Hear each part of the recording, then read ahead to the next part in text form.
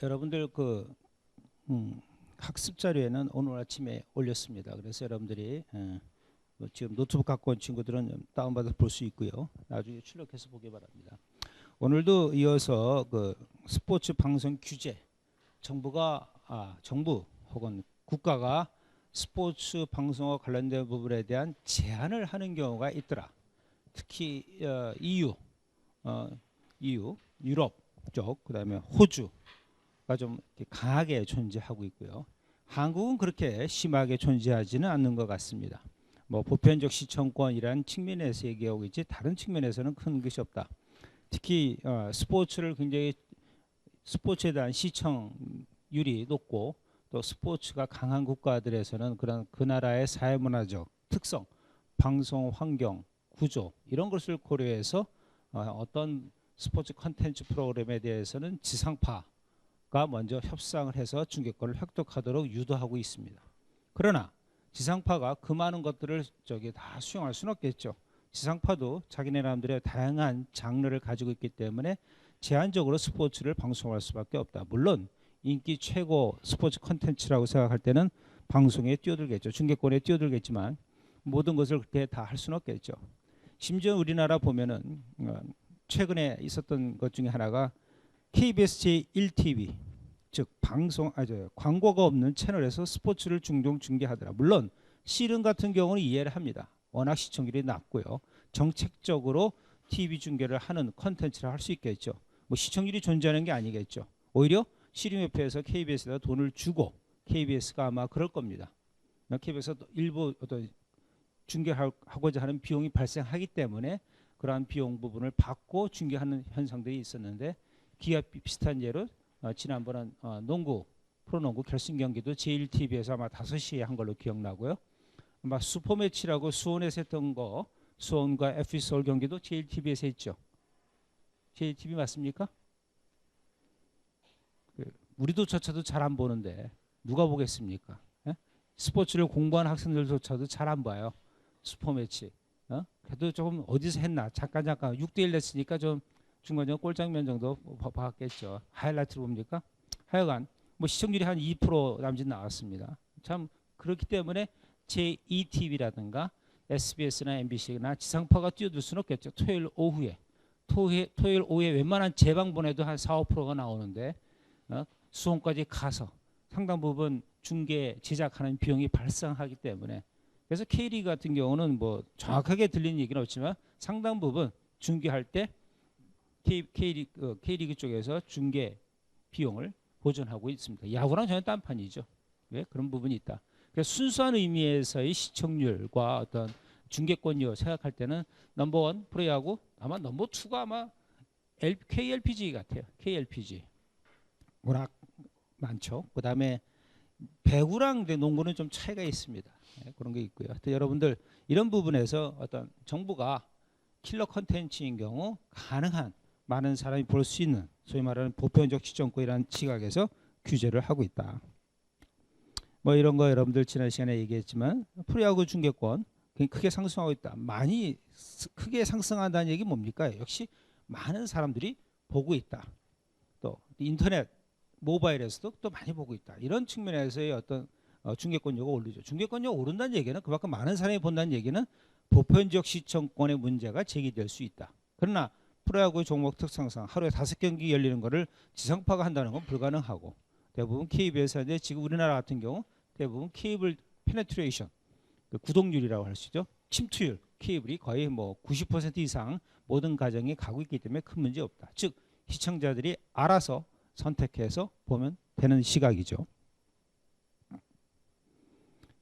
그래서 지상파가 쭉 독점을 했다가 이제 이러한 어떤 얘기가 옛날 기사입니다. 아마 지난 시즌까지 이제 지상파가 4년 동안 독점하라고 올해 새로 계약을 맺는데 올해 새로 계약은 MBC, SBS, KBS가 3사가 계약을 맺는 것이 아니라 케이블 채널 5개 채널들이 50억씩을 냅니다. 그래서 60억씩이요. 60억씩이니까 5경기 열리니까 300억. 그다음에 지상파 3사가 20억씩 내서 앞서 말한 300억 플러스 60억. 그래서 360억이 나오고 플러스 모바일 쪽. 그래서 네이버가 아마 꽤 낼 겁니다. 상당히 저도 보면은 지겹도록 저기 그거 봅니다. 뭐죠? 그 커피 선전하는 거 있죠? 커피는 뭐 어떤 거예요? 뭐 머리 팍팍하게 사람 나와서 그 5초 동안 광고 봐야 되잖아요. 그게 잘 관심 없더라도 계속 보게 되니까요. 저도 딱 이해가 되고 또 뭐죠? 그 차 안에서 강아지들이 답답하다 창문 열고 막 그 광고 기억납니까? 프로야구 하이라이트 보면 5초 동안 우리가 스킵을 하려면 최소 5초 동안 봐야 되겠죠? 그런 광고 효과가 굉장히 큽니다. 커피 광고랑 그 차에서 강아지들이 있고 강아지들이 답답해요. 뭐 이런 거 있지 않습니까? 그래서 이제는 그 모바일 쪽 중계권료도 무시 못할 것이 됐다. 워낙 많은 사람들이 보기 때문에 최근에 또 프로야구 같은 경우 인기 하나 구단이 인기 구단으로 하면서 여러분들 그 방문자수 보면 참 재미있습니다. 특히 한 1회 말, 2회 초, 2회 말 이렇게 좀 경기 초반에 어떤 보면은 이제 팬들이 나눠지겠죠. 그러다가 이제 스코어가 벌어지면 이제 많은 사람들이 이동을 하겠죠. 좀 중립적인 팬들은 뭐 재밌는 경기 쪽으로 보겠죠. 그러다 보면 전체의 어떤 소비 규모, 인기 구단 이런 걸 우리가 가늠할 수 있어요. 특히 1회 말, 2회 초, 2회 말, 경기 초반 스코어가 큰 차이가 날 때는 그야말로 자기가 선호하는 구단 쪽의 경기를 많이 보겠죠. 보니까 뭐 제가 가늠하다 보니까 한화가 만만치가 않아요. 한화가 뭐 거의 엘로끼보다 더 어떨 때는 인기 있는 구단 같이 보이고요. 그다음에 뭐 두산 이런 것이 한 빅5를 이루고 있고 나머지 가장 아마 한번 보세요. 한 10,000명대에 있는 경기가 있습니다. KT가 좀 너무 고전을 하고 있죠. KT. 그러니까 아무래도 이제 공기업이다 보면은 프로야구에 대한 어떤 막상은 뛰어들었는데 투자라든가 이런 부분에서 만만치 않은 부분이 존재하겠습니다. 하여간 이런 지상파가 독점을 하다가 지금은 케이블 5개사가 하나씩 패키지로 중계를 하고 지상파는 일부 경기를 중계하는 형태로 가고 있습니다. 그래서 우리나라 같은 경우 지금 이제 이렇게 돼 있죠. 지상파 3개 채널, 케이블 스포츠 채널, 자회사인 3사 플러스 스포츠 TV 혹은 그다음에 플러스 뭐죠? 스카이 스포츠인가요? 스카이 스포츠가 드디어 들어왔습니다. 스카이 스포츠가 들어와서 케이블 5개사가 중계하고 있다. 그다음에 인터넷 모바일 네이버가 계속 중계하고 있습니다. 이런 체계 속에서 그야말로 저희 뭐 이제 거의 뭐 보편적 시청권이라고 볼 수 있습니다. 특히 이런 모바일 중계가 있다는 얘기는 요즘 뭐 거의 무슨 데이터 용량 부분이 존재하겠지만 상당한 부분 보편적 시청권에 접근하고 있다. 특히 우리 같이 인터넷 보급률이 높은 나라에서는 이렇게 모바일 중계조차도 이제는 거의 보편적 많은 사람들이 볼 수 있는 지경에 이르렀다고 볼 수 있겠습니다. 그럼 역시 또 이제 종합편성 케이블 이제 소위 TV조선, 채널 A 뭐 이런 방송사, 그다음에 JTBC에서 이런 걸 고려를 했겠죠. 그러나 그쪽에서 뛰어들 수 없는 게 있습니다. 종합편성 채널은 야구 경기가 매일 열리기 때문에 종합편성 채널이 뛰어들 여지가 드물죠. 화요일부터 거의 뭐 월요일 빼고 모든 경기를 중계할 수가 없겠죠. 중간중간 주말에 종편 같은 경우 지상파와 마찬가지로 주말 경기 한두 경기를 중계하는 시스템이겠죠. 그러면 중계권을 따야 되는데 방송권을 따야 되는데 어려운 부분이 존재합니다. 간혹 앞으로 그래서 어떤 그런 부분에 대해서 그래서 종편 쪽이 TV조선이라든가 채널 A라든가 또 뭐죠 JTBC 같은 경우가 프로야구에 뛰어드는 부분은 굉장히 제한적이다라고 볼 수 있습니다. 일부 뭐 공동 중계 정도는 가능할 수 있겠지만 불가능한 어렵겠죠. 그래서 이런 부분이 있습니다. 일본 같은 경우는 이제 우리가 지난 시간에 뭐 공동 판매, 개별 판매가 있지만 대개 각 구단이 중계권을 보유하고 있다고 합니다. 일본은. 그래서 각 구단이 중계권을 보유하고 있다 보니까 일부 거의 요미우리라든가 그다음에 한신 타이거즈 같은 팀은 굉장히 상당한 중계권료 수입을 가질 수 있겠죠. 그러다 보니까 나머지 팀들 같은 경우는 좀 특히 센트럴 리그는 굉장히 일본 프로야구가 12개 팀 있지 않습니까? 센트럴 리그 6개 팀, 퍼시픽 리그 6개 팀이 있어요. 센트럴 리그에는 우리가 알고 요미우리 자이언트, 한신 타이거즈, 주니치 드래곤 인기 구단들이 많아요. 근데 퍼시픽 쪽은 이데오가 뛰는 뭐 소프트뱅크, 뭐 지바, 롯데 생각보다 이쪽보다는 버팔로 오릭스, 오사카에 있는 그래서 이쪽 센트럴 리그보다는 좀 인기도가 떨어집니다. 그런 면에서 중계권을 개별 판매하기가 어려운 부분이 있죠. 그래서 퍼시픽 리그 5개 구단은 공동 중계권을 조인트 셀링하고 있다. 그래서 이 비인기 구단인 경우는 이렇게 조인트 셀링을 하죠. 그래서 이런 퍼시픽 리그를 살리는 방법이 뭐겠습니까? 소위 일본에서 하는 게 인터리그를 하는 거죠. 왜? 퍼시픽 리그 팀 내에서만 계속 경기를 할 경우는 저쪽 센트럴 리그 팀들이 인기 팀과의 경기가 별로 없으니까 소위 요미우리 자이언트와 경기를 하겠다. 한신 타이거즈와 경기를 하겠다. 특히 오사카 지역에는 한신 타이거즈와 버펄로 오릭스가 경기를 한다. 빅 경기가 되겠죠. 그래서 소위 말하는 인터리그를 만든 거죠. 리그 간의 시합을 만들어서 이런 더비 매치 비슷하게도 만드는 거죠. 이와 같은 경우가 종종 있죠. 여러분 잘 아는 저기 LA 다저스와 뭐죠? LA 엔젤스인가요? 하나는 내셔널 리그, 하나는 아메리칸 리그입니다. 두 팀 간의 경기를 가짐으로 해서 LA 그 커뮤니티에 있는 사람들이 캘리포니아 커뮤니티에 있는 사람들이 그 경기를 재밌게 보는 거죠. 즉 이런 인기 콘텐츠를 만들기 위해서 인터리그를 만드는 거죠.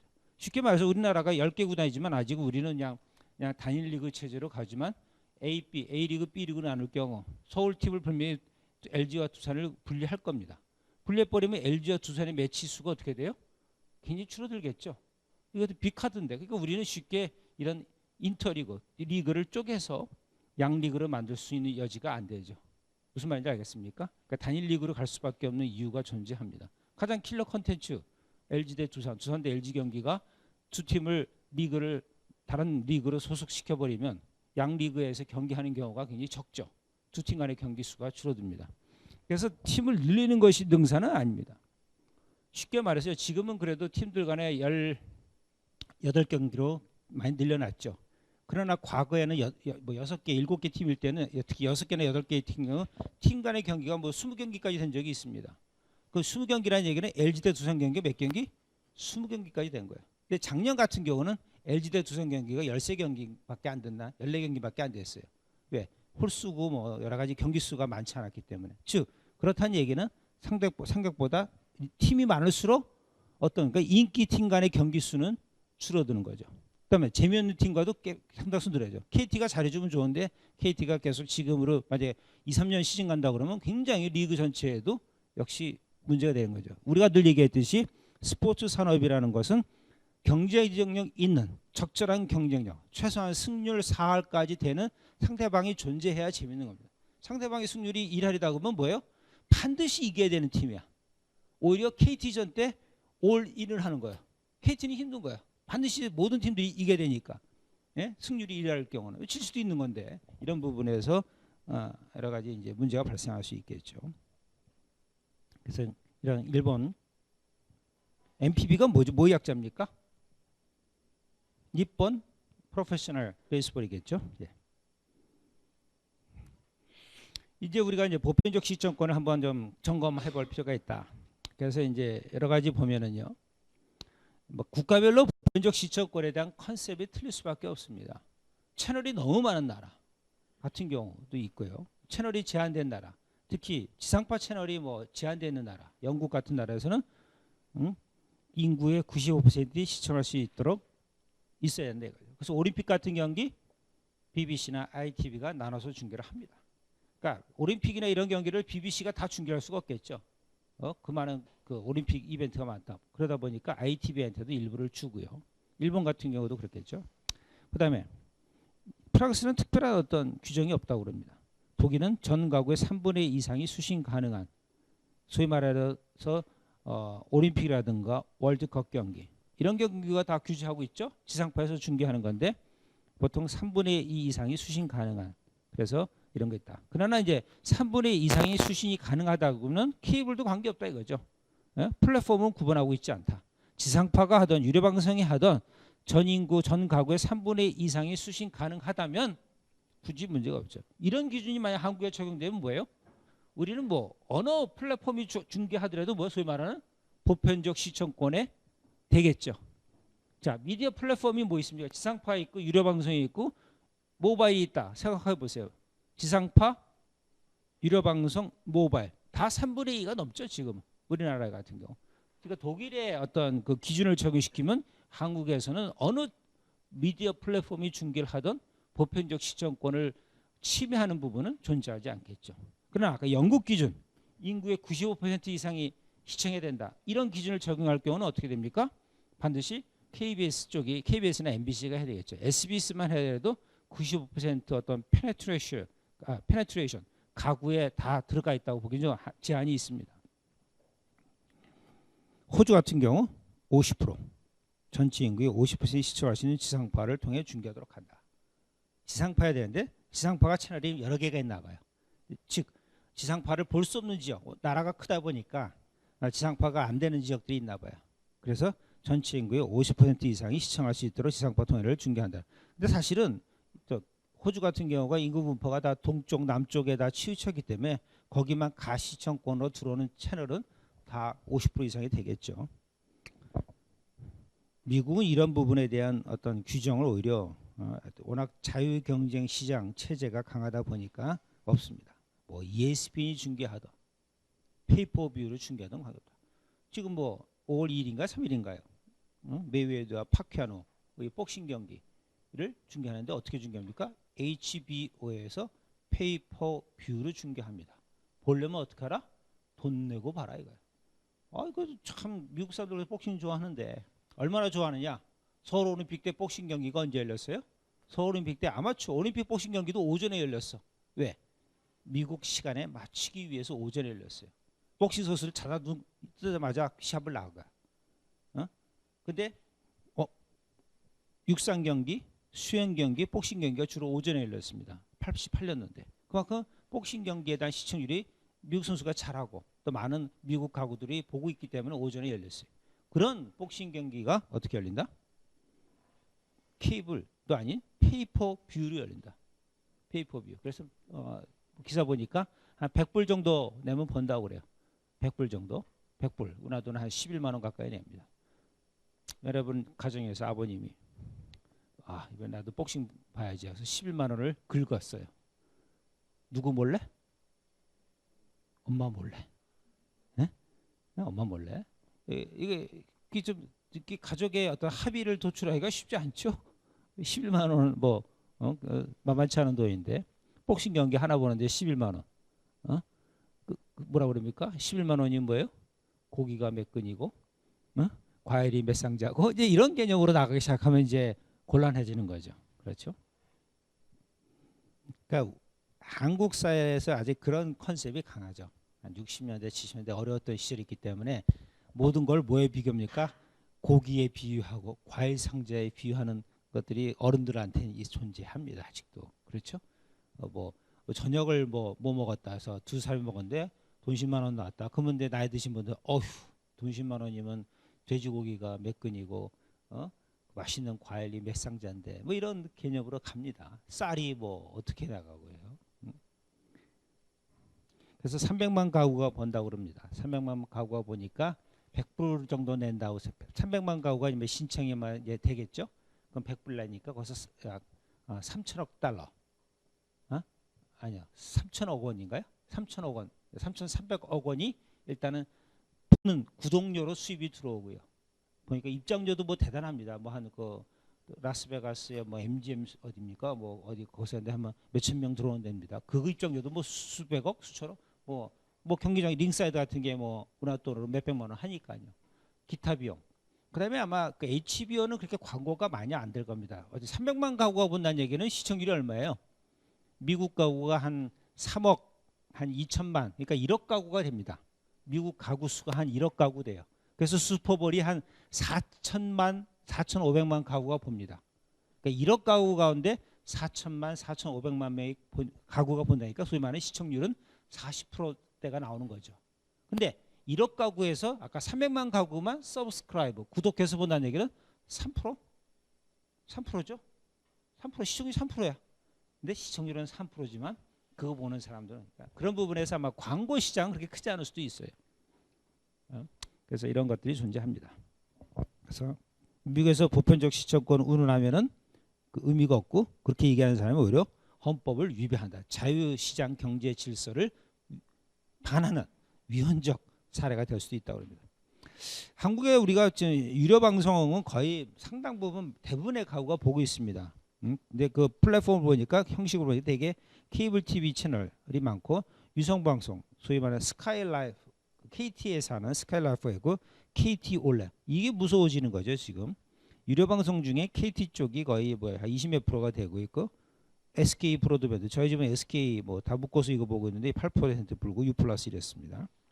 그래서 지금 향후 나중에 또 얘기했지만 이런 부분이 존재하는 거죠. 그래서 IPTV도 또 하기 시작하는데 IPTV가 또 이런 식으로 거의 뭐 한 50% 이상 KT 계열 쪽이 지배하고 있습니다. IPTV는요. 이러면 또한 또 다른 얘기가 되는 거죠. 그래서 이런 부분 향후 이제 그 KT 쪽이 굉장히 큰 어떤 미디어 유통 회사가 될 것 같은 느낌이 듭니다. 그래서 우리가 보편적 시청권이라 얘기할 때 여러 가지 얘기가 존재합니다. 쉽게 봐 시청자 입장에서는 스포츠 중계를 제약 없이 추가적인 비용 부담 없이 손쉽게 볼 수 있는 권리가 되겠죠. 예? 즐길 수 있는 권리. 제약이란 말 속에 조금 애매함이 있습니다. 만약에 5천 원 내고 보라. 제약이냐 아니냐. 월드컵을 보는데 한 달 동안 월드컵 보는데 돈 10,000원씩 내고 더 추가해서 보라. 이게 제약이냐 아니냐. 여러 가지 논쟁의 여지가 있습니다. 사실은. 근데 우리 정세는 하여튼 기존에 보던 관행에서 추가적인 부담이 있다고 그러면 아마 제약으로 고려되는 영향이 크겠죠. 얼마를 조금 더 내더라 할지라도. 그러나 방송사 입장에서는 나름대로 스포츠 중계를 통해 영리를 추구하고 싶겠죠. 아니, 방송사도 비즈니스 아닙니까? 돈을 비즈니스예요. 좋은 콘텐츠를 딱 사다가 보게끔 만들어서 좋은 콘텐츠 사이사이에 광고를 파는 거죠. 그래서 돈을 벌고자 하는 것이 방송사의 입장인데 방송사라는 것은 비교적 비싼 주기에 샀지만 많은 사람이 볼 거 생각해서 비싼 광고료로 팝니다. 의외로 다 팔려요.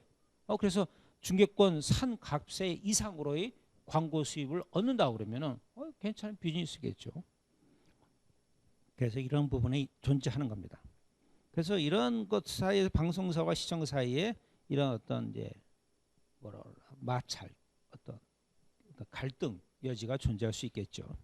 그러나 우리나라 정서는 앞서 얘기했듯이 스포츠를 통해서 영리를 추구할 수 있는 권리가 노골적으로 표방하기는 매우 제한되어 있습니다. 그러지 말고 방송사가 순차적으로 공동중계하라. 이게 미덕 아니냐 이거죠. 이런 정서가 여전히 강합니다. 그러니까 특히 말하는 승자의 어떤 저주라고 그럴까요? 이겼을 때의 어떤 반대급부로 오는 어떤 공격, 어떤 뭐 여러 가지 단체에서의 비난, 타 방송사의 비난, 이걸 감당하기가 만만치 않은 거죠. 그래서 어떤 공동중계 이런 부분이 강합니다. 정서, 역시 정서법이 강하죠. 그다음에 KBS 자존심도 세워줘야죠. 한국 방송인데, KBS 한국 방송인데 올림픽을 중계 못한다, 월드컵을 중계 못한다. 이건 뭐 그쪽에서는 상상하기도 싫은 그런 얘기가 되겠죠. 결국은 그러다면 또 SBS가 메이저 방송사로 성장하기. 그 올림픽 단독 중계하고요, 월드컵 단독 중계에서 SBS가 비난은 많이 받았지만 그냥 3대 채널 KBS, MBC, SBS로 딱 어느 때 시장을 어느 정도 구분한 듯한 느낌이 있습니다. 여전히 SBS는 뭐예요? S가 뭐예요? 서울이에요. 근데 요즘은 서울이란 말 안 씁니다. 서울이란 말 속에 또 로컬, 제한성이 좀 존재하죠. 그냥 SBS입니다. 영어로 프로듀서 얘기 안 합니다. 그래서 SBS죠. 근데 이런 서울에 밖에 스테이션이 없는 그런 방송사가 시장 점유율 뭐 20%를 차지한다. 지방 네트워크 연결해 가지고요. 만만치 않겠죠. 실제적으로 SBS가 결국은 메이저 방송사로 성장했다고 볼 수 있습니다. 아마 여러분들 미국에 폭스 채널이 폭스 TV가 있습니다. 폭스 TV는 90년대 초반만 해도 뭐 아주 조그만 방송사야. 뭐 메이저급도 안 되고요. 거의 하나의 그냥 CBS, ABC, MBC 방송 3사 상업방송 체제 속에서의 쭉 존재했습니다. 이것이 뭐 90년대 중반까지 존재했는데 폭스 TV가 소위 NFL 미국 내셔널 풋볼 리그의 중계권을 획득합니다. 그러면서 사람들이 폭스, 그러니까 NFL을 보기 위해서는 폭스 채널로 눌러야 되겠죠. 리모컨을 눌러야 되겠죠. 그러면서 NFL을 보는 겁니다. 사람들이 슬슬 채널 번호도 인지가 되고 다른 거 재밌는 거 하네, 이런 식으로 가는 거죠. 네? 이게 굉장히 무서운 겁니다. 그런 인기 컨텐츠를 함으로 해서 해당 채널에 대한 인지도가 올라가고, 여타 NFL이라는 킬러 컨텐츠를 중계했지만 여타 앞뒤에 붙은 다른 프로그램에 대한 시청률도 올라가고, 그 채널이 익숙한 채널로 미국 시청자들 속에 각인이 된다면은 굉장히 어떤 NFL로 인한 중계로 인한 채널에 대한 인지도는 크게 늘었죠. 요즘 여러분 보면 킬러 콘텐츠들이 많습니다. 뭐 케이블 쪽에서도 뭐 TVN, 뭐 비정상 회담인가요? JTBC 이런 거 꽤 됩니다. 엊그제 보니까 저희 집 보니까 저기 유료 시청료 값이 월 12,000원이 나왔어. 뭐 하여튼 우리 딸아이가 비정상 회담을 계속 그 1,500원인가 비싸더라고요. 그것도 1,000원도 아니야. 그걸 본 거야. 그런 거 보면서 이제 저기 제 방 보는 거죠. 그만큼 어떤 그런 부분이 굉장히 큽니다. 그러면 그 JTBC, 그다음에 TV조선, 뭐 TVN, 뭐 여러 가지 그런 채널들이 시청률 3, 4% 치고 나가기 시작하면은 뭐 인기 채널이 되면 사람들이 보는 채널이 되는 거죠. 무시 못합니다. 그러니까 지금 그렇게 되니까 결국 어디가 찬바람이 붑니까? 지상파에 대한 시청률이 크게 떨어졌어요. 과거보다. 케이블 쪽도 많이 봐요.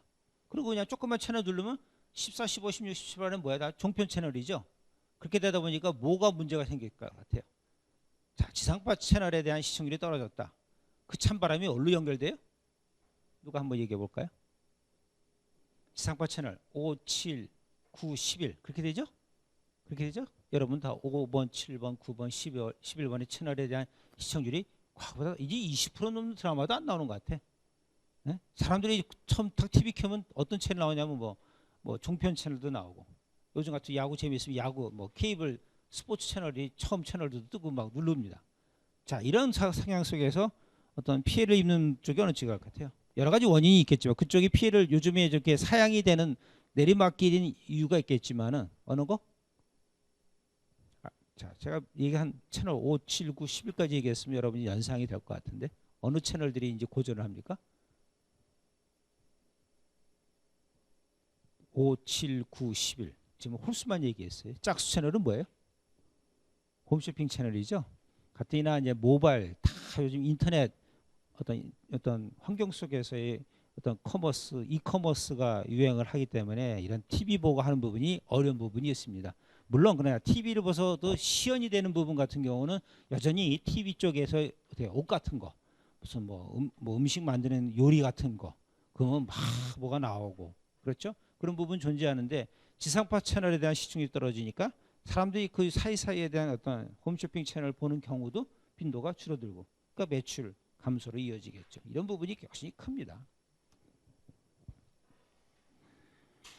자, 그래서 이제 SBS가 많이 커졌고 그다음에 이런 방송사 간의 경쟁이 결국은 중계권료 폭등을 가져왔다고 합니다. 그래서 외화가 낭비되고 국부가 유출됐다고 하는데 이런 시각은 이제는 좀 많이 버려야 될 것 같아요. 달러가 쌓여 있는데 달러가 뭐 수백억 달러가 쌓여 있는데 외화 낭비 언제까지 외화 낭비하겠습니까? 우리나라도 외국 여행을 해야 또 그 나라 사람들이 와서 여행을 하는 거죠.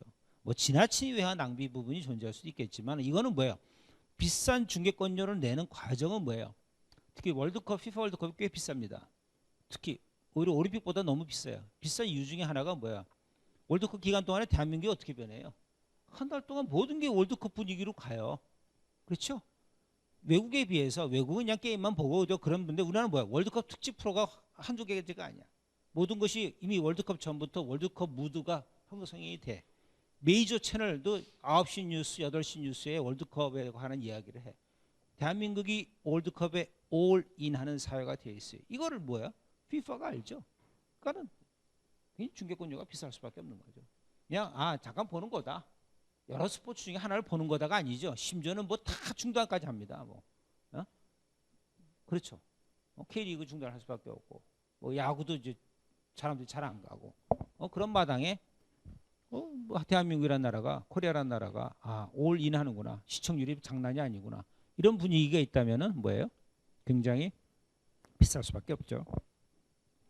자, 우리가 보편 시청권에서 또 얘기한 것 중에 아까 복싱 빅 이벤트를 얘기했습니다. 뭐예요?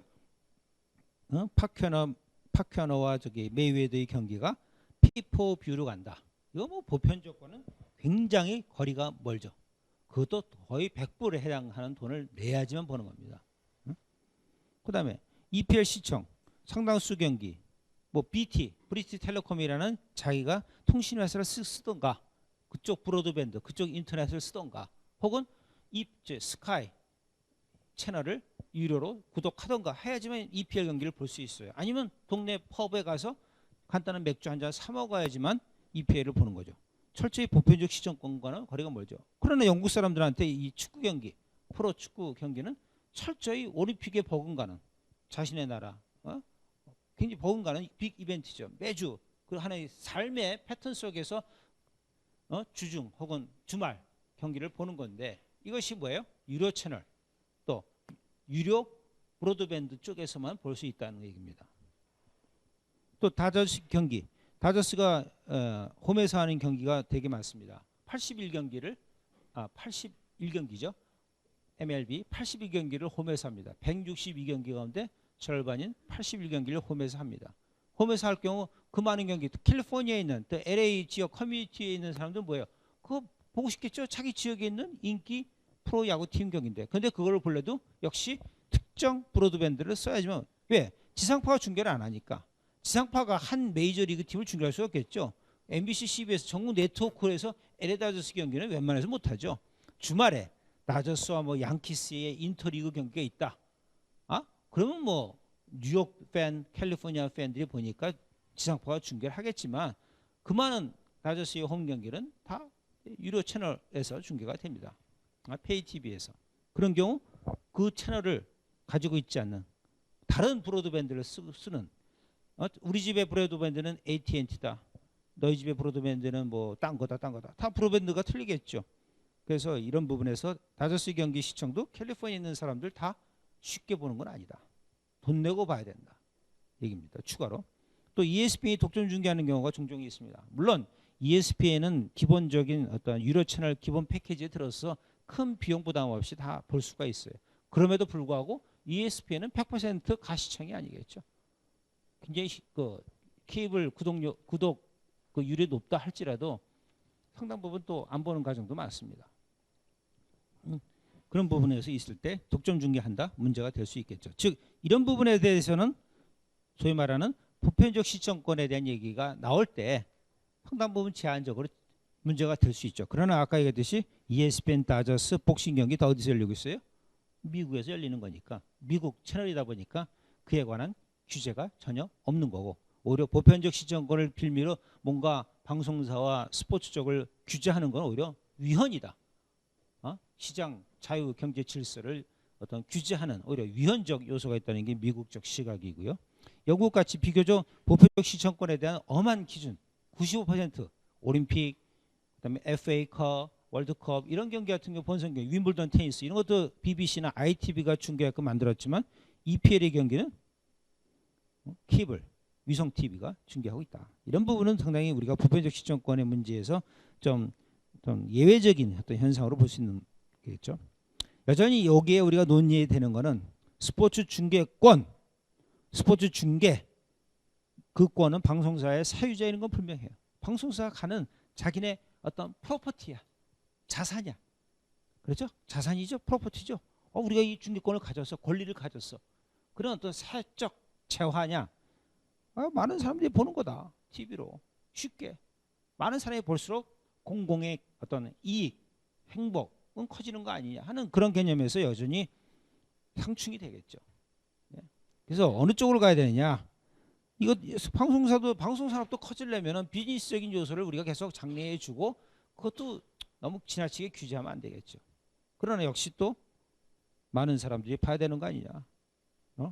혼자서 가는 게 아니지 않냐 이거죠. 참 묘합니다. 뭐 세계 몇 가지 불가사의가 있습니다. 그 중에 하나가 대한민국이 자본주의 사회인 것도 불가사의고요. 중국이 사회주의인 것도 불가사의랍니다. 대한민국이 자본주의지만 정서는 자본주의가 아니고요. 중국이 사회주의지만 정서는 철저히 자본주의입니다. 그러니까 좀 바뀐 거죠. 그 드러나게 공개적으로 공식적으로는 한국 사회가 자본주의 사회고 중국이 사회주의지만 실제로 정서적으로는 전혀 반대고 중국이 철저히 자본주의입니다. 얼마나 자본주의냐면요. 능력주의죠. 소위. 그냥 똑똑한 애 어떤 젊은 애 교수 쓰는데 35살에 바로 정교수로 채용을 합니다. 35살 교수를. 대한민국에서 아무리 똑똑해도 35살 교수를 전교수로 채용할 수가 없어.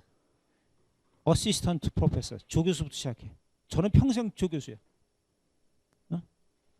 우리 성일에도 정시면 처음부터 정교수가 될 텐데, 하여튼 어시스턴트가 무조건 임용되면은 학위 받고 잘 나가더라도 임용되면 바로 어시스턴트 프로페서부터 시작하는 게 한국이고요. 중국은 그냥 풀 프로페서로 시작합니다. 연봉도 세요. 그러니까 우리는 왜 안 되느냐? 오늘 참 아주 35살 좋은 교수를 모시고 왔어요. 정교수를 드립니다. 주면 벌써 이제 픽픽거리기 시작하는 거죠. 올드 나이 드신 교수님들이 저 친구가 뭐 얼마나 했길래 무슨 월급도 나보다 많이 받고 커리어가 중요하지, 이게 노하우가 중요한 거지, 이런 뭐 보이지 않는 미묘한 부분이 존재합니다. 응? 그 사람을 데리고 올 수가 없죠. 그다음에 그러다 보면 한국의 어떤 질서가 좀 무너진다고 보는 겁니다. 가장 대표적인 게 공무원 사회든 교원 사회에서 성과급 부분이 중요합니다.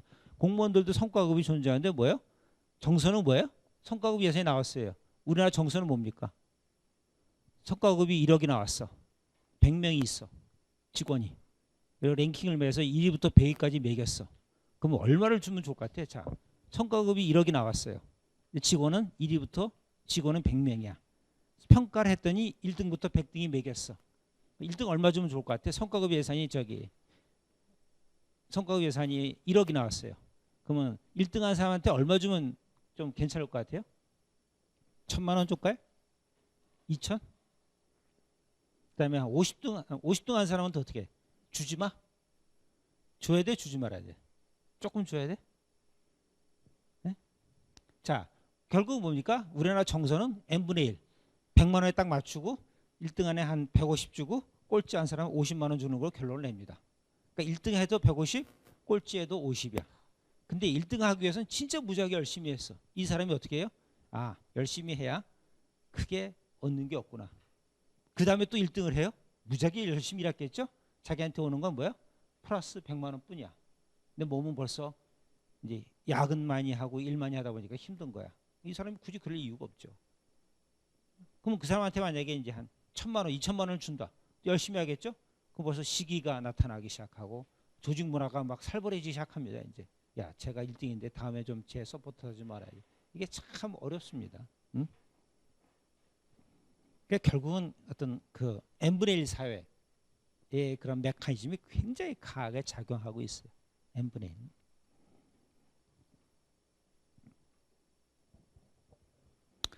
앞서 얘기했듯이 지금 이제 지상파 TV의 최대 라이벌은 제 생각에는 아마 KT 쪽이 아니겠나 싶습니다. KT 쪽의 가구 수가요,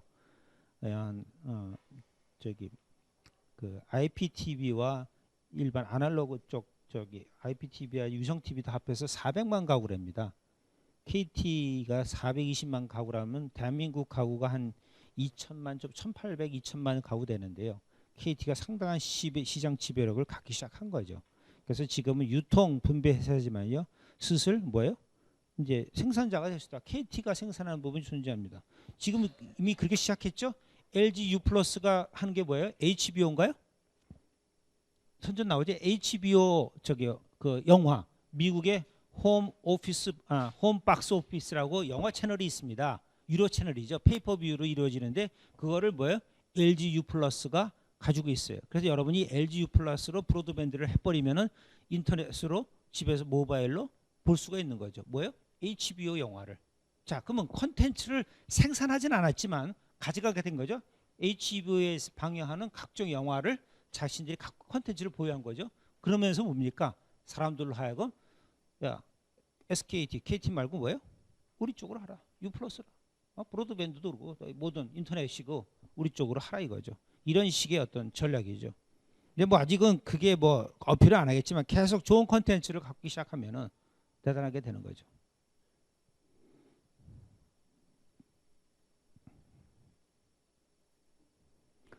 그래서 보편적 시청권은 우리가 늘 얘기하지만은 자, BBC가 계속 그 시청률, 시장 점유율이 has been falling, 다운하고 있어요. 내려가고 있어요. 왜? 미디어 플랫폼이 워낙 다양해지다 보니까 TV 쪽도 미디어 플랫폼이 다양해집니다. 뭐 BBC, ITV가 있는가 하면 아더 위성이든 뭐 다양한 어떤 이제 이런 부분이 존재하는 거죠. 92년도에는 이런 쪽 부분이 거의 없었습니다. 야? 다른 쪽에 특히 위성이라든가 케이블 쪽의 어떤 시청률이 미진했어요. 그러나 2000년에 거의 30% 이상을 잠식한 거죠. 즉 아무리 BBC가 중계를 하더라, BBC가 지배적인 채널이다 할지라도 시장 지배력은 크게 다운되고 있다. 마찬가지입니다. 우리나라 지상파 방송 3사의 시장 지배력은 과거에는 거의 지배적이었죠. 대한민국의 모든 TV를 보는 사람들의 보는 채널이었겠죠. 그러나 지금은 그 시장 지배력이 떨어지고 있다. 그럴 때 보편적 시청권 아무리 이쪽에다 얘기한들 물론 사람들이 그런 대회 때 해당 지상파를 보겠지만 그만큼 그 채널이 가지는 시장 지배력은 떨어졌기 때문에 그 채널에 반드시 줘야 보편적 시청권이 보장된다는 논리도 많이 약화되고 있다. 오히려 모바일에다 줘버리면은 보편적 시청권은 오히려 놓을 수도 있죠. 그러나 모바일에다 줄 경우 나이 드신 분들 또 어린이들 같은 경우 보는 부분에 제한이 있으니까 거기도 나름대로 아무리 보급률이 100%를 넘었다 할지라도 보편적 시청권의 문제는 제한되고 있다. 이건 미국 사회 같아요. 계속 그런 인플로이먼트 고용 부분을 본 겁니다. 그래서 한 4년 동안에 변화됐을 때 인터넷 미디어 쪽의 고용률은 한 32%가 늘었다. 4년 동안에 32%가 늘었습니다. 32% 늘었죠. 2009년 대비 2011년 30%가 늘었어요. 2년 사이에 그만한 30% 넘는 시청자들이 발생한 거죠.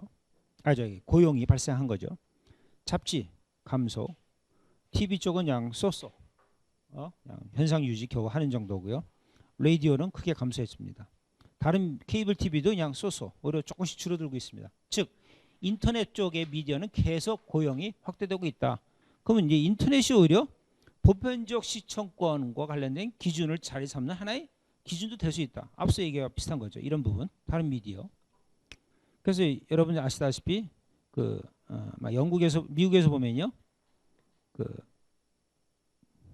방송 TV 쪽만 가지고 있는 즉 TV만 보는 가구 수는 계속 그냥 늘지도 않고 그냥 유지하고 있습니다. 스마트폰 유저는 크게 늘어나고 있다. 스마트폰. TV는 없어도 스마트폰이 있지 않습니까? 인터넷도 있고요. 그런 부분에서 보편적 시청권에 대해서 우리가 한번 좀 고민을 해야 된다는 얘기입니다.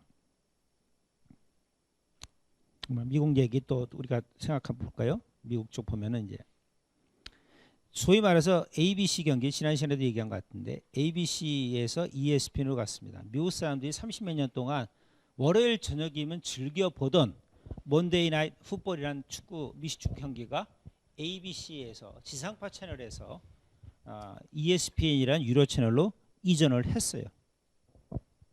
ESPN. 그러다 보면 소위 말하는 어떤 문제가 납니까? 보편적 시청권의 문제가 발생하시지만 미국 사회에서 보편적 시청권을 인정하지 않으니까요. 그래서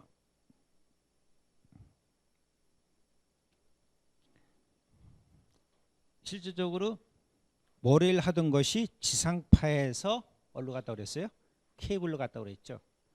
그러니까 이 NFL 측에서 미안하잖아요. 케이블로 가니까. 그래서 어떻게 했다고 그랬어요? 선데이 저녁 경기를 ESPN에서 MBC로 바꿨죠. 그러니까 ESPN은 선데이 나잇 풋볼 경기 중계하던 거를 먼데이 나잇으로 바꿨고 선데이 나잇은 MBC가 뛰어들어서 중계를 한 겁니다. 그러나 선데이 나잇 경기는 생각보다 시청률이 떨어져요. 왜? 일요일 하루 종일 NFL 경기를 보기 때문에 그게 가지는 어떤 익스클루시브, 독특함, 아주 유일성은 없죠. 그 많은 경기를 중에 한 경기를 하는 거고 선데이 나잇 경기 아마 하나 경기 저녁 시간에 이제 아마 독점을 할 겁니다. 근데 먼데이 나잇은 경기가 뭐예요? 딱 한 경기만 열립니다. 그 경기를 ESPN이 하기 때문에 차원이 틀린 거죠. 하여간 그런 부분에서 있다. 그래서 먼데이 나잇 풋볼이 ABC를 떠나서 ESPN으로 갔다. 30년 동안 NFL이 가지고 있었는데 NFL이 드디어 케이블로 갔다는 얘기입니다. 대단한 거죠. 그래서 먼데이 나잇 풋볼 가장 미국에서 오래된 아마 프라임 타임 스포츠 중계 중에 하나라고 합니다. 그래서 이것이 ABC를 떠나 2006년 이게 그 당시 이제 지금 한 10년 가까이 되네요. 2006년 시즌부터 저기 ESPN으로 가고 8년 딜을 하는 거죠. 8년 딜을 했는데 1년에 약 11억 달러. ESPN이 한 경기씩 중계합니다. 그래서 15경기를 중계하는데 한 시즌에 얼마? 달러, 우리나라 돈으로 약 1조 2천억 원. 15경기 중계하는데 1조 2천억 원, 경기당 약 800억 원 중계권을 내고 하는 겁니다. 그럼 ESPN이 한 경기당 800억 원을 내고 중계한다는 얘기는 800억 원 이상의 뭐예요? 광고료가 생긴다는 얘기가 되죠. 대단한 거죠. 또 부가적인 수익까지 생기죠. 800억 원의 광고지만 앞에 붙어 있는 프로그램, 뒤에 붙어 있는 프로그램, 또 경기 시작 당일 월요일 오후부터는 하루 종일 뭐예요? 오늘 예정된 8시부터 예정된 원데이나 풋볼 경기에 대한 어떤 리뷰, 분석 프로그램이 오후 내내 하는데 사람들이 거기에 관심 갖는 거예요. 그 프로그램에도 역시 기존에 중계권을 갖기 이전 때와는 다르게 경기 시작 전 서너 시간 전에 프로그램도 많은 광고가 새롭게 붙고 광고 수입이 생기는 거예요. 이런 파생 효과가 월요일 뭐 하루 종일 끝나고 나서까지도 있기 때문에 800억 원이라는 어떤 중계권료 부담은 충분히 ESPN 측에서 보존할 수 있다고 보는 겁니다. 대단한 거죠. 그래서 이것이 아마 이제 하나의 스포츠 TV 역사에서 하나의 마일스톤이 될 것이다. 케이블이 중요한다 이거죠. 그래서 이제 사실 같은 회사 ABC의 자회사인데요. ESPN이 이렇게 얘기했다. 뭐 사상도 같네요. 그렇죠? 그다음에 그래서 그 대신에 NFL의 썬데이 나이트 게임은 이동을 했습니다. ESPN에서 MBC로 옮겼다. 그래서 그동안 MBC가 어떤 넥터냐면 97년 이후로 NFL 경기를 중계하지 않았었어요. MBC가. 미국 사람들도 MBC는 뭐 하는 채널? 올림픽만 중계하는 채널로 알았던 거죠. 그렇죠? 올림픽 채널 MBC 맞나 그랬으니까. 근데 이제 MBC가 썬데이 나이트 풋볼을 중계하기 시작했다. 그래서 MBC 같은 경우 이제 6년 계약을 맺으면서 이제 슈퍼볼 중계도 하게 된 거죠. 그래서 여러분 아시다시피 ESPN과 ABC가 월트 디즈니 회사의 어떤 어떤 계열사로 존재하고 있죠. 그다음에 그래서 이제 갖고 있다. 그다음에 이제 허스트 회사는 ESPN 지분의 20%를 갖고 있고요. 하여간 2005년 시즌이 먼데이 나이트 풋볼의 하나의 36년 동안의 ABC가 중계했던 마지막 시즌이 된 거고요. 그다음에 70년부터 2005년까지 36년 동안 먼데이 나이트 풋볼을 중계했던 것이 ABC였다. 그다음에 이제 그보다 더 긴 아까 여기 뭐라고 나왔습니까? Second longest running program on primetime broadcast. 가장 두 번째로 오래된 건데 첫 번째 오래된 게 뭐죠? TV 프로그램에서 뭐예요? 60 Minutes, CBS에서 축구와 관련된 그거를 하는 건데 이것이 넘버원이었고 37년 된 거고. 그러니까 아무리 오래 해도 2등이죠. 그러니까 아예 ESPN 넘긴 것 같아요. 이게 첫 번째 가장 오래된 그 킬러 컨텐츠 중계다 그랬으면 아마 가지고 있었을 텐데요. 그런 부분이 있습니다.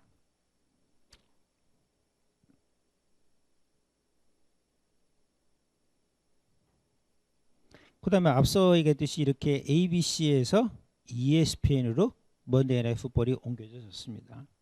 그러나 여러분이 잘 아는 어떤 빅클럽 경기들이 있습니다. 캘리포니아에 사는 사람들은요. 다저스 경기, 엔젤스 경기 좋아합니다. 또 LA 레이커스 경기도 좋아해요. 근데 이것이 어떤 중계권이 어떻게 돼요? 앞으로도 2038년까지 케이블사가 독점을 하고요. 엔젤스도 2032년까지 독점 중계합니다. 2038년 되면 여러분이 몇 살 됩니까? 40대. 2038년 전 40대. 거기까지만 얘기할게요. 여러분만 물어봐야지 뭐. 자, 이런 빅클럽 경기, 다저스라든가 그 레이커스 경기 상당 부분이 역시 케이블로 다 가고 있다. 즉 아까 얘기했듯이 미국에서는 보편적 시청권을 인정하지 않지만 여전히 그런 볼멘 소리가 나오죠. 불평 소리가 나오죠. 왜? 다저스 경기랑 레이커스 경기 보려면 뭐예요? 해당 뭐야? 브로드밴드를 써야 돼. 인터넷을 써야 돼. 또 그 케이블 쓰면 이제 브로드밴드 그 다저스 경기 보고 레이커스 경기 보고 막 해요. 근데 그거 다 보려면 뭐예요? 추가적인 부담이 있어. 그러니까 쉽게 보는 게 아니죠. 많은 코스트가 발생하는 거죠. 네? 그래서 이런 부분이 존재하다. 그래서 이게 대단하죠. 타임워너 그룹과 여러분이 보는. 그래서 여러분이 그 유현진 야구 보다 보면 저희 타임워너 브로드캐스터. 그래서 타임워너 TW 뭐 방송 쪽에서 하는 겁니다. 그래서 다저스 TV 딜, 그래서 LA 다저스가 타임 워너 그룹과 함께 70억 달러, 70억 달러, 25년 동안. 언제? 2013년 했으니까 2038년까지 70억 달러. 계산도 어렵습니다. 70억 달러. 70억 달러면 얼마죠? 약 한 8조라고 따지면 8조를 25로 나눠보세요. 연 3천억 원. 연 3천억 원의 계약을 맺었습니다. 다저스 경기 중계하는데 중계권료가 어디만 저기 방송 케이블 중계권료가 3천억 원에 이르고 있다. 대단한 거죠. 뭐 감이 안 오죠, 여러분들. 놀랄 필요도 없습니다. 그래서 이런 부분이 여전히 이슈가 되고 있다. 그래서 이런 부분 앞서 얘기했듯이 애뉴얼 약 3천억, 한 3,400억, 500억 원의 중계권료를 내고 있고 엔젤스, 텍사스, 양키스는 좀 적은 이유가 여러 가지 이유가 있을 거예요. 양키스가 왜 이렇게 적은 이유인지 뭐 매우 제한적인 패키지일 수가 있습니다. 이런 부분이 뭐냐? 미국의 사례를 보니까 보편적 시청권은 철저히 무시되고 있고 그냥 소위 말하는 그런 부분에서 존재하는 거죠. 시장 메커니즘에 의해서 워낙 많은 미디어 플랫폼이 존재하고 또 워낙 많은 스포츠 콘텐츠가 존재하다 보니까 그렇게 하는 겁니다.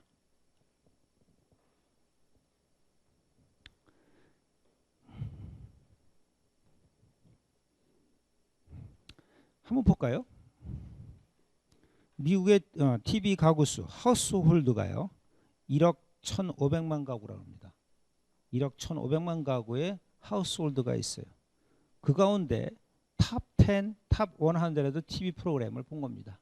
2011, 2012년도 사이에 탑 100 가장 많이 본 어떤 TV 프로그램을 나온 겁니다. 스포츠뿐만 아니라 모든 프로그램에서의 탑 100을 본 거죠. 봤더니 뭐예요? 슈퍼볼, 그다음에 내셔널 풋볼 컨퍼런스, 또 NFL입니다. 결승 경기, 이제 내셔널 리그 결승 경기, 아메리칸 리그 결승 경기 다 이게 풋볼입니다.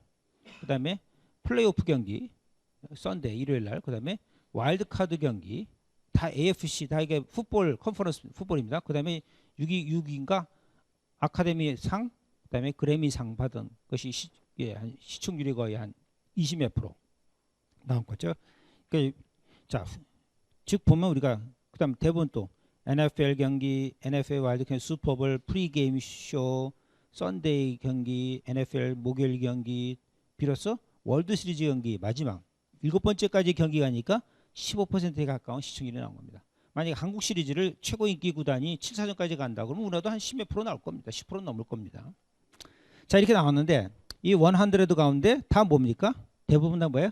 소위 말하는 지상파죠. ABC, MBC, CBS, 폭스.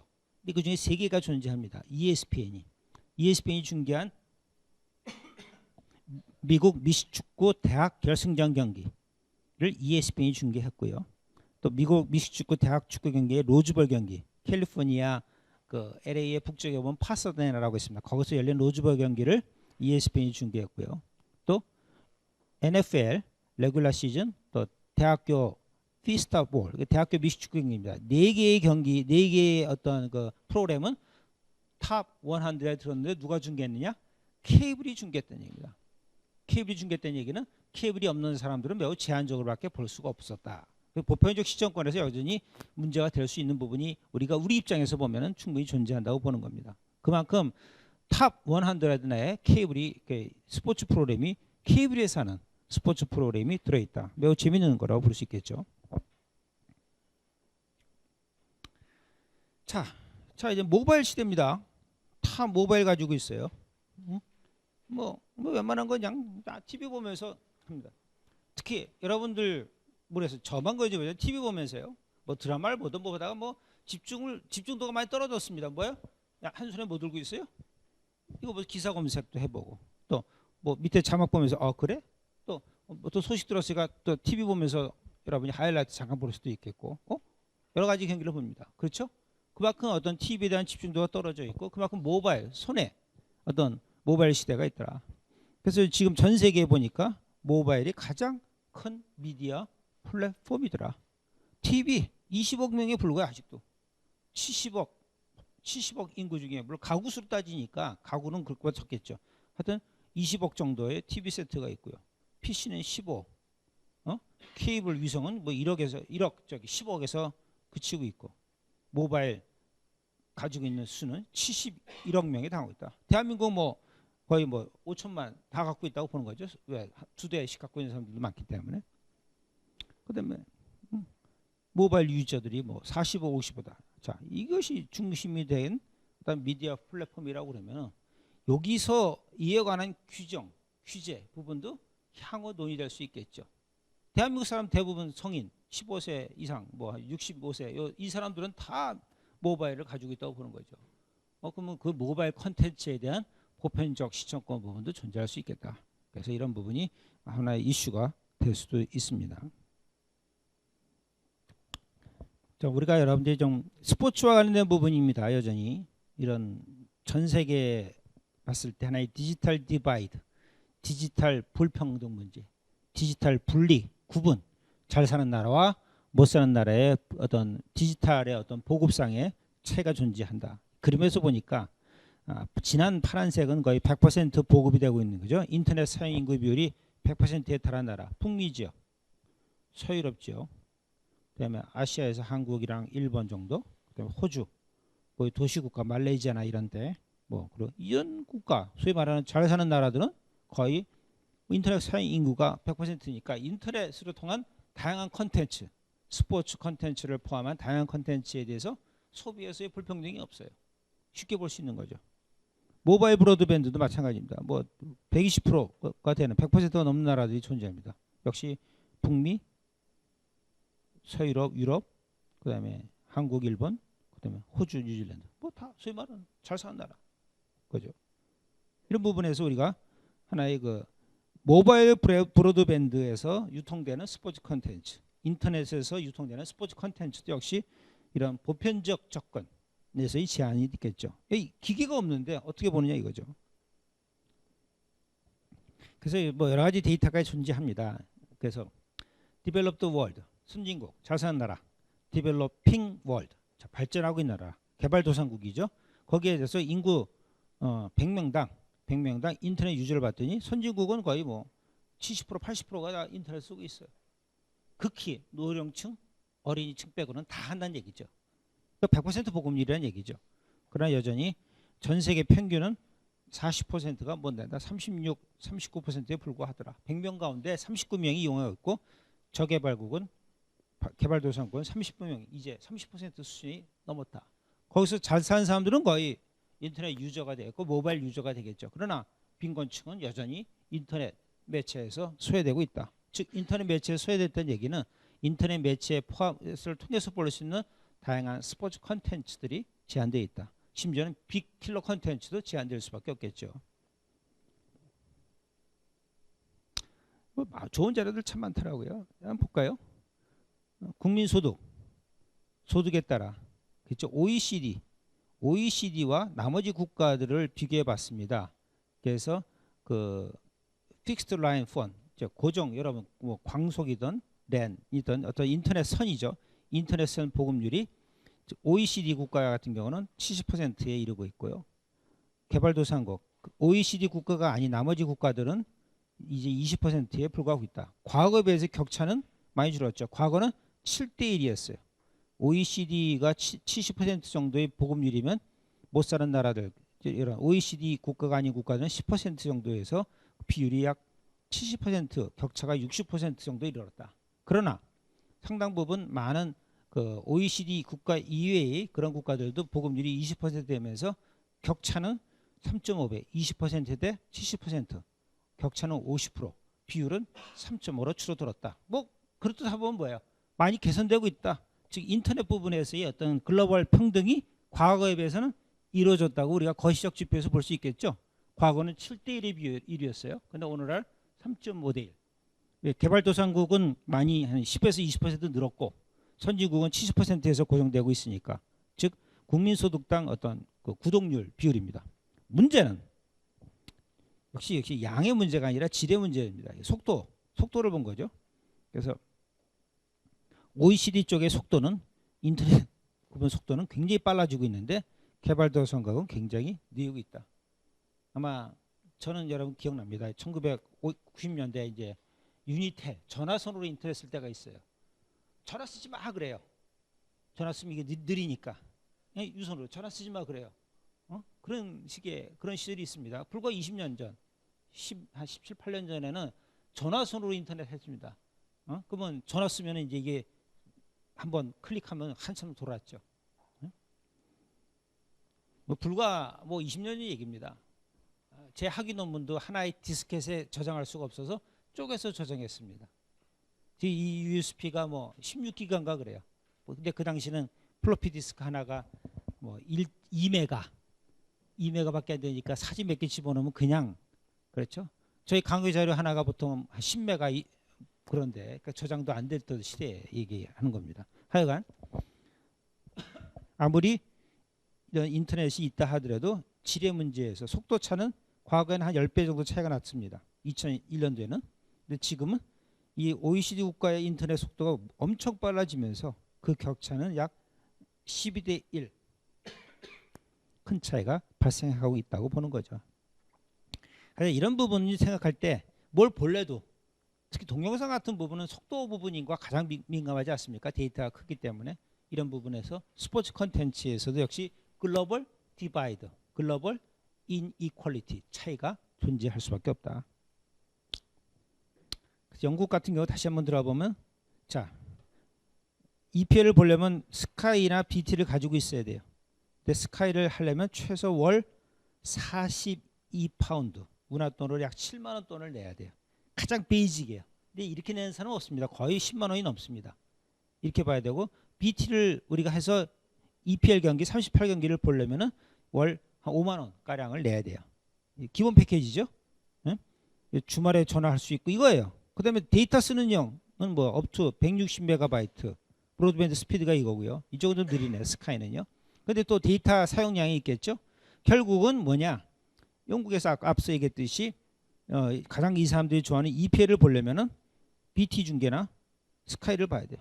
그나마 BT가 비교적 보편적일 수도 있겠죠. 왜? 모바일은 반드시 대부분의 사람들이 가지고 있는 거죠. 모바일은. 그럼 BT 쪽에 모바일을 트고 그래서 컨텐츠를 보면 되는 거죠. 어느 정도 EU에서 왜 규제를 했느냐? 과거에는 스카이와 ESPN으로 했어요. 스카이가 독점을 하다가 안 된다. 이때부터 EU에서 최소한 2개의 미디어 플랫폼이 미디어 채널이 중계된다. 그래서 스카이와 세탄타가 중계하다가 스카이와 ESPN이 중계다. 그것도 3년 계약만 하는 거죠. 이때부터는 이제 안 되겠다. 보편적 시청권이 여전히 제한되고 있다. 그나마 BT가 뛰어들면은 BT를 사용하는 많은 사람들이 쉽게 EPL 경기 많은 경기는 아니죠. 38경기를 볼 수 있다. 그래서 BT가 들어오면서 남대로 보편적 시청권의 부분에 대해서 약간은 해소되는 그런 역할을 한다고 볼 수 있죠. 그래서 내년도에는 다음 시즌 올 이제 지금 시즌 끝나고요. 2016 시즌부터 게임 수가 좀 더 중계가 많이 늘었습니다. 그래서 이렇게 된 거죠. 게임당 얼마? 중계권료가 얼마입니까? 1000만 파운드? 게임당 중계권료가 1000만 파운드입니다. 그렇죠? 1000만 파운드면 얼마예요? 170억? 경기당 중계권료가 170억입니다.